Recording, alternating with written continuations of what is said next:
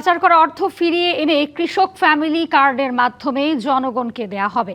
বগুড়ায় কথা জানিয়েছেন প্রধানমন্ত্রী তারেক রহমান। তার অভিযোগ, বিগত দুই সরকারের গাফিলতিতে হামে প্রাণ গেছে অনেক শিশুর।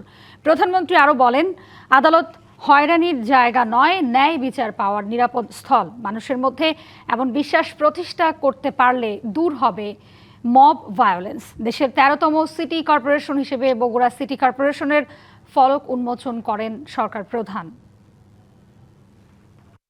প্রধানমন্ত্রী হিসেবে দায়িত্ব নেওয়ার পর প্রথমবার সড়কপথে সোমবার সকালে ঢাকা থেকে বগুড়ায় আসেন প্রধানমন্ত্রী তারেক রহমান। সাথে ছিলেন স্ত্রী জুবাইদা রহমান। এরপর বিভিন্ন কর্মসূচিতে অংশ নেন প্রধানমন্ত্রী। শুরুতেই তিনি বগুড়া জেলা আইনজীবী সমিতির বহুতল ভবন উদ্বোধন করেন। এরপর বগুড়া জেলাসহ 7টি জেলায় ইবেইল বন্ড পদ্ধতির উদ্বোধন করেন তারেক রহমান। এ সময় তিনি বলেন, আদালত ন্যায় বিচার পাবার নিরাপদ স্থান। জনমনে এমন বিশ্বাস প্রতিষ্ঠিত হলে দূর হবে মব ভায়োলেন্স।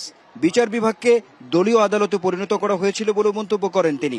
কখনো যাতে কোনো স্বৈরাচার কিংবা তাবেদার জনগণের অধিকার কেড়ে নিয়ে দেশে ফ্যাসিবাদী শাসন প্রতিষ্ঠা করতে না পারে, সেটি নিশ্চিত করাই এখন সময়ের দাবি। ন্যায় বিচারে বিলম্ব করা মানেই ন্যায় বিচারকে উপেক্ষা বা অস্বীকার করা। আমি আশা করি বিচার বিভাগ, কারা কর্তৃপক্ষ এবং সংশ্লিষ্ট সকল প্রতিষ্ঠান আন্তরিক উদ্যোগ নিয়ে ই-বেইল বন্ড ব্যবস্থাকে এগিয়ে নিয়ে যাবেন। এরপর নবসৃষ্ট বগুড়া সিটি কর্পোরেশনের উদ্বোধন করেন প্রধানমন্ত্রী। এ সময় সবাইকে সিটি কর্পোরেশন পরিচ্ছন্ন রাখার আহ্বান জানান। নিজের ঘর তো নিজেকে পরিষ্কার রাখতে হবে, তাই নয় কে? হ্যাঁ, এখন সেটা স্টেশন রোড হোক, গোহাইল রোড হোক, বনানী মাটিটালি হোক, ভিতরের রাস্তাগুলো হোক, যারা এই সিটি কর্পোরেশনের মানুষ, যারা সিটি কর্পোরেশনে আপনারা বাস করবেন, আমাদের নিজেদের শহরের যত্ন আমাদেরকে নিতে হবে। এরপর আসেন বগুড়া জেলার গাবতলী উপজেলার বাগবাড়ি গ্রামে, যেখানে তিনি বিতরণ করেন ফ্যামিলি কার্ড। জানান, দেশের সামগ্রিক উন্নয়নে কাজ করছে বিএনপি সরকার। আমরা চেষ্টা করব বিগত স্বৈরাচারের সময় যেই দুর্নীতি হয়েছে, দেশ থেকে লক্ষ কোটি টাকা পাচার হয়ে গিয়েছে, দেশ থেকে লক্ষ লক্ষ কোটি কোটি পাচার হয়ে গিয়েছে, টাকা অর্থ সম্পদ চুরি হয়েছে। আমরা এই দুর্নীতিটাকে রোধ করতে চাই, কারণ এটা জনগণের টাকা, জনগণের অর্থ পাচার হয়েছে।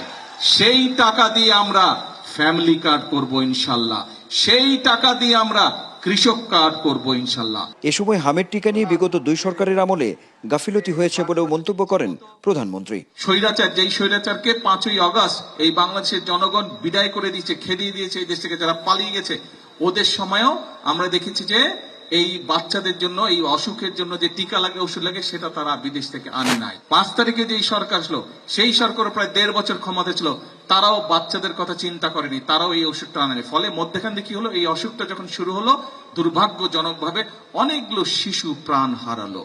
স্থানীয়রা বলছেন, প্রায় 1.5 দশক ধরে উন্নয়ন বঞ্চিত বগুড়াবাসী। ফ্যামিলি কার্ড, খাল খনন কর্মসূচি, একই সঙ্গে প্রায় 150 বছরের পুরনো বগুড়া পৌরসভাকে সিটি কর্পোরেশন ঘোষণা সহ বেশ কিছু উন্নয়নের প্রতিশ্রুতি দিলেন প্রধানমন্ত্রী তারেক রহমান। বগুড়াকে মডেল হিসেবে ধরেই আগামীর সমস্ত উন্নয়ন অব্যাহত থাকবে, এমনটাই চাওয়া সবার। এরপর বাগবাড়িতে খাল খনন কর্মসূচির উদ্বোধন করেন প্রধানমন্ত্রী। সেখান থেকে যান পৈতৃক ভিটায়। Anwar Hossain, DBC news, Bogura.